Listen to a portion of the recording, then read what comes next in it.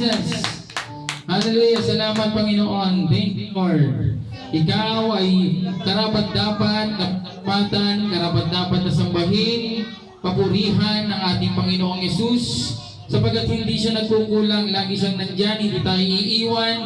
Kung ano man ang ating ginagawa, lagi tayong ginagabayan, pinoprotektahan. Hallelujah. Palapakan natin ang ating Panginoong Yesus. Thank you, Lord. Hallelujah. We praise you, Lord. We glorify you, Lord. Let's pray. Lord God, Father in heaven, in Jesus' name, in the power of the Holy Spirit, Siyara bababaka, Siyara bababakhande. Ikaw ang aming pupurihin, sasambahin sa lugar na ito. Walang ibang maitataas kundi ikaw. Ikaw ang aming titignan, ikaw ang aming makikita. Ang mga ngaral ay itago mo sa iyong likuran. Ang mensahe na iyong ibibigay, Lord God, ay matanggap namin ng klaro. At ito'y tumimo sa aming puso, sa aming isip, at magamit namin sa araw-araw na aming buhay, ay ikaw ay lagi naming maalala at kasama saan man kami naroon. Pinupuri kita, sinasamba kita, Panginoon. Salamat sa iyong pag-ibig at ikay aming mahal sapagkat ikaw ang unang nagmahal sa amin. Hari ng mga hari, Panginoon ng mga Panginoon, anak ng kataas-taasang Diyos, Diyos, makapangyarihan sa lahat. Wala kang kapantay. Ikaw ang aming Diyos, Panginoong Yesus. Salamat sa iyong pag-ibig. We praise you, we glorify you.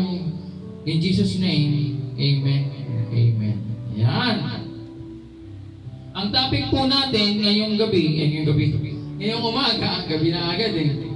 Ang pag-uusapan natin ay tungkol sa pagbibigay. Ayan, napaka-importante ha. Ano kaya ang sikreto sa pagbibigay? Bakit kailangan magbigay? Pwede naman, pastor, wag na lang magbigay ha. Meron naman silang sarili nilang blessing eh. Mas mayaman pa nga sa kanya, bakit magbibigay? Pero bakit kailangan nating magbigay? Bakit itinuturo sa Bible ang pagbibigay? Sabi nga dito, ang pagbibigay o yung tinatawag na giving ay nasambit o nasabi sa Bible. Alam niyo kung ilang beses?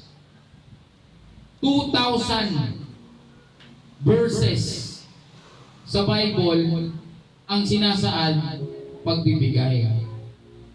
At it's for you to find out. Ikaw ang maghanap niyan. Hanapin mo yung mga verse na yan. Sabi mo, 2,000 verses sa Bible